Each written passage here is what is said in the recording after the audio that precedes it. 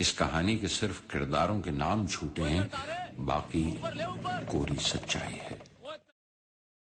जब मैंने मोहल्ला 80 काशी का 80 को चुना तो वो देश के बदलने की था, तो मैं सिविलाइजेशन सीख देख रहा हूं कि क्या किसी एक बहुत बड़े व्यापक धरातल की बात हो सकती है जो मनुष्य की चेतना को, हमारी कॉन्शियसनेस को प्रभावित कर रहा है। और यदि ऐसी कहानी मुझे, यानी मैं असाधारण व्यक्तित्व देखता हूँ, असाधारण परिस्थितियां देखता हूँ, या साधारण व्यक्तियों के असाधारण निर्णय, पूर्व बहुत साधारण सी लड़की है, उसका अपहरण हो जाता है, लेकिन जब अंत में उसको फैसला करना होता है कि क्या वो रशीद के साथ रहेगी या भारत आएगी, तब जो वो फैसला लेती है वो बड़ा मुश्किल भरा फैसला है कि मैं पाकिस्तान नहीं रहूंगी, मैं रशीद के साथ ही रहूंगी। तो मैं अपनी कहानियां चुनता हूं कि उसमें असाधारण बात क्या है, और सबसे बड़ा मेरा आधार, मैं बैकड्रॉप पहले देखता हूँ, फोरग्राउंड बाद में। मैं ये देखता हूँ कि क्या मैं कोई ऐसी कहानी कह रहा हूँ जो वापस आपके एक्सपीरियंस का हिस्सा नहीं है। मित्रों, 1947 के पहले का भारत मैंने भी नहीं देखा, 1947 का भारत आपने भी नहीं देखा। जब एक छोटी सी बात, दो बात कह के मैं अपनी इस प्रश्न का जवाब, कि जब मैंने पहली बार पढ़ा कि वो एक ऐसा समय था जब हिंदुओं का पानी अलग था और मुसलमानों का पानी अलग था। रेलवे प्लेटफॉर्म पर जहां आज आप नल देखते हैं वहां लिखा जाता था हिंदू पानी, मुसलमान पानी। तो मुझे लगा ये दौर, और वहां से हमने कहां तक की यात्रा की है कि आज ऐसे नल हमारे रेलवे प्लेटफॉर्म पर नहीं। कोई एक कहानी पढ़ रहा था, लाजो, शायद राजेंद्र सिंह बेदी की कहानी, उसमें एक पंक्ति मिल गई कि लाजो ने जैसे ही भारत की जमीन पर कदम रखा, उसने अपना दुपट्टा बदल दिया, बस वैसे ले लिया जैसे हिंदू लड़कियां पहनती हैं। तो मेरे मन में सवाल है कि क्या मुसलमान लड़कियां और तरह से दुपट्टा लेती हैं? हाँ, मतलब अलग तरीके से लेती हैं। तो ये मेरी अपनी खोज होती है, मैं सिविलाइजेशन चेंज की कहानी ढूंढ रहा हूँ कि ऐसी कहानियां जो समय के साथ समाप्त ना हो। क्या वास्तव में फिल्म मेकर जो होता है वो कहने कि उसको किताबों का विजुअल ट्रांसलेशन होता है, ये बहुत बड़ी चुनौती हर व्यक्ति के अच्छे लेखक के लिए होती है। मैं कोशिश करता हूं कि मूल कृति के नजदीक रहूं, लेकिन मित्रों, पिंजर के बाद मैंने तय किया, और मेरी मुलाकात भी हुई गिरीश कासरवल्ली से, कि ये एक फिल्मकार का धर्म नहीं है कि वो किताब को एज इट इज, जैसा है वैसे ही ले आए। साहित्य एक अलग माध्यम है, सिनेमा एक दूसरा माध्यम है। मैं जैसे कहानी को बार बार पढ़ता हूँ, गिरीश कासरवल्ली ने मुझे बताया कि वो उस कहानी को एक बार पढ़ते हैं, बाद में दूसरी बार उस कहानी को देखते ही नहीं। कहानी की आत्मा यदि आप अपने से सिनेमा में ले आए तो मुझे लगता है वो एक सार्थक प्रयास है। लेकिन मेरे अपने कुछ लोग होते हैं, कुछ अच्छी पंक्तियां होती हैं, मुझे लगता है ये पंक्ति तो आनी ही चाहिए। कुछ इमेजेस होते हैं जो शब्द गढ़ते हैं, जो मन, जिसको मनोभूमि कहते हैं, मन की पृष्ठभूमि जो होती है, कुछ मुझे लगता है कि क्या ऐसा, जैसे अभी जो मैं ट्रांसलेट करने की कोशिश कर रहा था कि गोश्त की खुशबू टेंट से उसके घर में आ रही थी, और मैं लगा हुआ था कि कैसे ये विजुअल कट करूं कि गोश्त की खुशबू टेंट से घर में आ रही थी, और एक वेजिटेरियन सोच रहा है। तो मुझे ध्यान में आया कि यार एक टेंट भी दिखाना पड़ेगा, उसमें गोश्त भी पकड़ा वो दिखाना होगा, है ना, और कोई एक ऐसा व्यक्ति भी दिखा रहा होगा जिसको ये सुगंध आ रही है। मुझे लगा let us break this into visual, और शायद कुछ लोगों को अच्छा लगे कि हाँ, मेरे साथ ऐसा होता है कि पड़ोस के घर में कुछ पकता है तो मुझे, मेरे घर में जब नीचे मछली पकती है, मैं शाकाहारी आदमी हूँ, तो मुझे कहता हूँ नीचे मछली पक है। तो कई बार आपको कुछ बिंबों के लिए मजा आता है, तो मैं बिंबों को हमेशा ढूंढते रहता हूँ कि कौन से जो बिंब लेखक ने डिस्क्राइब किए हैं, क्या मैं उनको सिनेमा में ट्रांसलेट कर सकता हूँ, जो लगभग हम लोग को असंभव लगते हैं। कई बार वो असंभव काम भी हम लोग संभव करके दिखाते हैं। लेखक खुद कहता है कि मैंने तो ये, जैसे कि पप्पू की दुकान जो मोहल्ला 80 में है, काशीनाथ जी जब सेट पर आए तो उनके दिमाग में था कि चाय की दुकान ऐसी ही लगी होगी, पर हम लोगों ने उस चाय की दुकान को एज इट इज क्रिएट हुबहू कर दिया। और अजय भाई ने एक शरारत की थी, उन्होंने उसका चित्र लगाया था फेसबुक पर कि ये दुकान कौन सी है, तो लोगों ने कहा पप्पू की दुकान है, और दूसरे दर्शक ने लिखा पर ये दुकान खाली क्यों है। तो तीसरे दर्शक ने उत्तर दिया, अरे बेवकूफ शूटिंग चल रही होगी इसलिए खाली कराया गया होगा। अभी तक किसी को बताया नहीं गया कि वो दुकान मुंबई में लगाई गई। कहने का तात्पर्य है कि ये इमेजेस शब्द जैसे चित्र गढ़ते हैं, जैसे मृत्युंजय, जब मैं मृत्युंजय कर रहा था तो मृत्युंजय में जो सबसे विशेष बात थी कि गंगा और कर्ण का संबंध, और मैंने उसी समय अपने साथियों से कह दिया था कि ये मुश्किल काम है और ये असफल होने वाला काम है, इसलिए कि फिल्म सिटी में गंगा कहां से आएगी। पूरे के पूरे मृत्युंजय उपन्यास में बार बार जो आप घटना देखते हैं वो कर्ण और गंगा का संबंध, कर्ण और गंगा का संवाद, और कर्ण के मन में जो संघर्ष चल रहा है उसको कैसे बिंबित करेंगे। आपके मन में जो कुछ चल रहे हैं, तो आपकी अभिलाषाएं होती हैं, सपने होते हैं, आशाएं होती हैं, घृणाएं होती हैं, नफरत होती है, क्या आप उसको कभी बिंब देते हैं? कई बार हम झगड़े करके दिखा देंगे हम झगड़ा कर रहे हैं, लेकिन वे जो अकथनीय है, जो कहा नहीं जा सकता, उसको बिंब में ढाला। तो मैं ये जो शिव धनुष से कई बार उठाने की कोशिश करता हूँ कि जो बिंब आप नहीं दिखा सकते हैं वो मैं कोशिश करूंगा कि ले आऊं।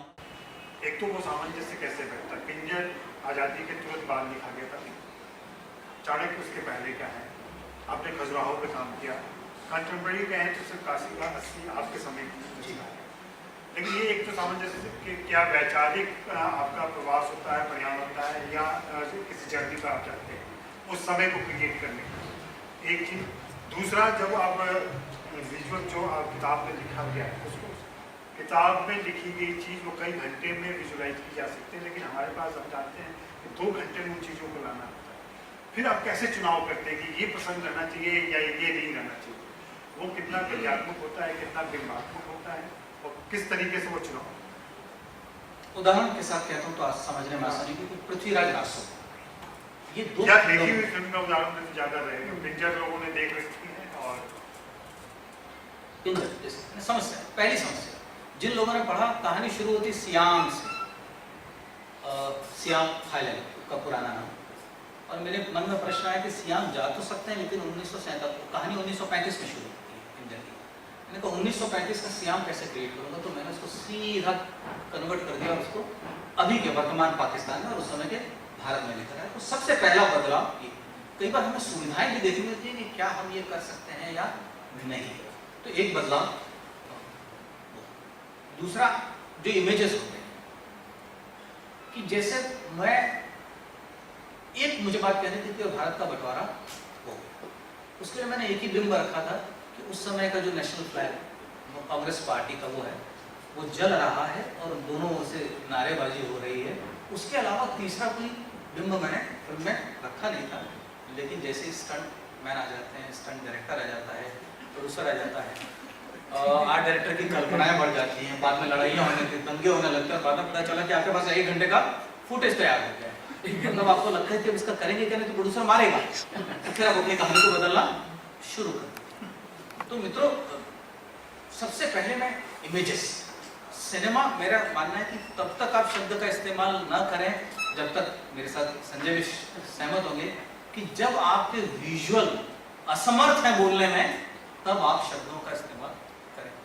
ये विधा भी मैं अभी सीख रहा हूँ, क्योंकि मेरी पहले की स्क्रिप्ट बड़ी वर्बोज होती थी, शब्द शब्द शब्द, क्योंकि हम हिंदुस्तानी बोलने में बहुत खूब बोलते रहते हैं। एक ही बात को कहने के लिए, तुम कहाँ जा रहे हो, मैं लोखंडवाला जा रहा हूँ, कट, मैं कहाँ जा रहा हूँ, लोखंडवाला, आप आ गए, अरे आ गए हो सामने, है ना, उसके बाद भी हम शब्द करते हैं ना, अरे आप आ गए, हाँ मैं आपके सामने खड़ा हूँ, इसलिए कि हम हर चीज को रेखांकित करते हैं। इससे भी बाहर जाना बड़ा मुश्किल काम है। मैं अपनी स्क्रिप्ट को बार बार पढ़ता हूँ, बार बार लिखता हूँ कि लोगों को समझ में आएगा कि नहीं, ये डर बना रहता है कि हम जो ये शब्द गाया करने की कोशिश कर रहे हैं, लेकिन आप बाहर की फिल्में देखेंगे बहुत कम शब्द, हम चाय दे रहे हैं लेकिन फिर भी कहते हैं चाय लीजिए, विजुअली दिख रही है। उपन्यास में आपको बताना होता है, वो विजुअली दिख रहा है, लेकिन हम लोग अनकंफर्टेबल है जिस मौन के साथ, जिससे अजय ने बात शुरू की थी कि हम अपने को चुप रखने में बड़े असमर्थ हो रहे हैं।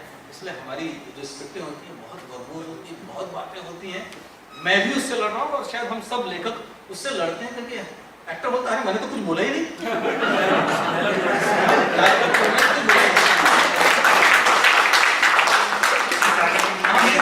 मिले इसलिए कि चाणक्य ने 16 रखी, आज और अब मुझे लगता है कि वो 5 मिनट सिर्फ एक लुक से कहा जा सकता है क्या?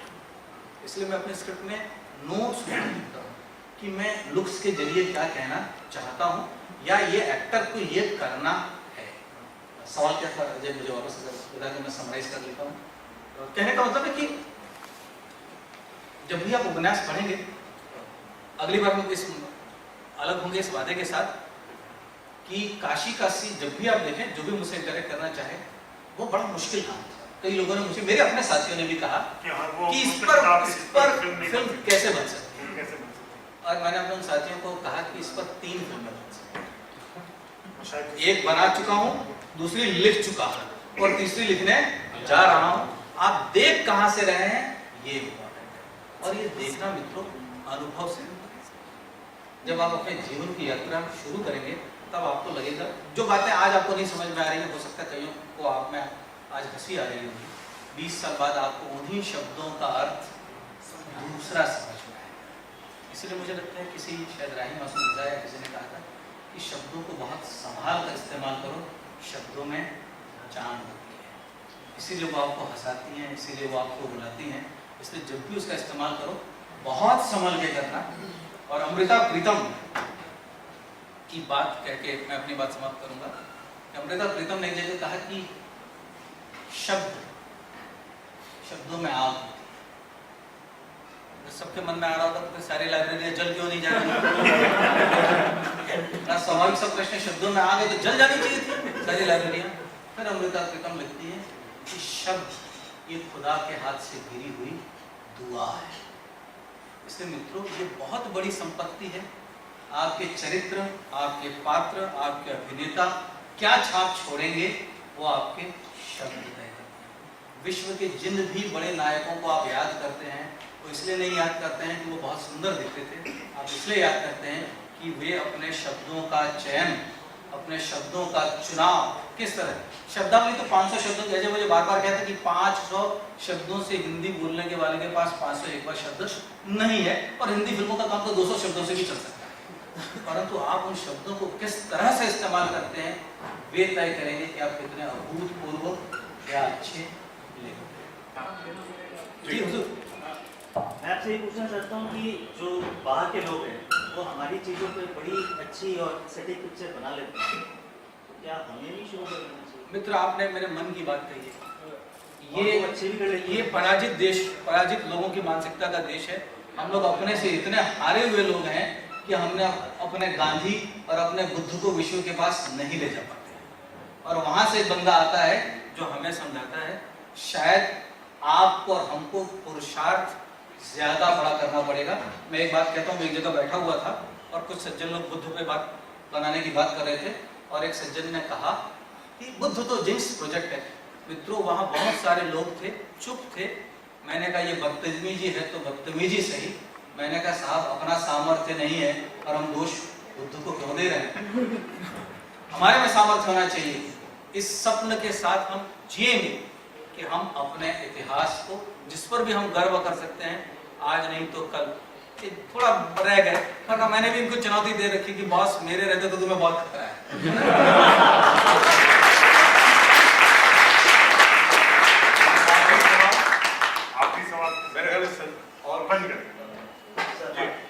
सर आप अभी थोड़ी देर पहले बता रहे थे कि किताबें जो चुनने की बात हुई थी। सर किताबें जब हम चुनते हैं तो उसके अंदर कुछ एक स्टोरीज ऐसी होती हैं जो हमें एक बार, 2 बार, 3 बार समझ ही नहीं आती। तो क्या इसका मतलब ये है कि वो फिल्म बनने के काबिल नहीं है? जैसे मैं आपको कहूँ मित्रों, बिल्कुल सच कह रहा हूँ, इसमें 1% का झूठ नहीं है। कई कहानियां, कई अपना लिखा हुआ काम मैंने 10 साल पहले लिखा था। जैसे माघ की कहानी मैंने 1995-98 में एक एपिसोड लिख के रखा था जो कभी शूट नहीं हुआ। 2007 में मैं उसको शूट कर रहा था। मित्रों मेरी एक बात याद रखना, हम अक्षर इसीलिए कहते हैं कि उसका क्षय नहीं होगा। यदि आपने उसको पढ़ा है ध्यान से, और मेरे घर में एक डोमेस्टिक हेल्प है जो कल कह रही थी कि सर मैं अपने गांव जाना चाहती हूँ। मैंने 8 साल पहले अमरूद जगाया था, उगाया था नहीं था उसने। यही शब्द कभी गुलजार साहब ने इस्तेमाल किया था।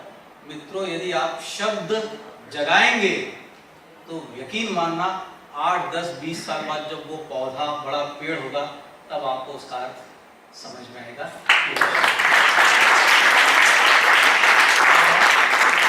आप सबकी तरफ से और मसरफ अंधेरी की तरफ से अजय बहुत बहुत शुक्रिया, डॉक्टर साहब बहुत बहुत, और आप सब तरफ बहुत बहुत मैं तुमसे बहुत थका हूँ यार, जिसका समय है अभी यहाँ।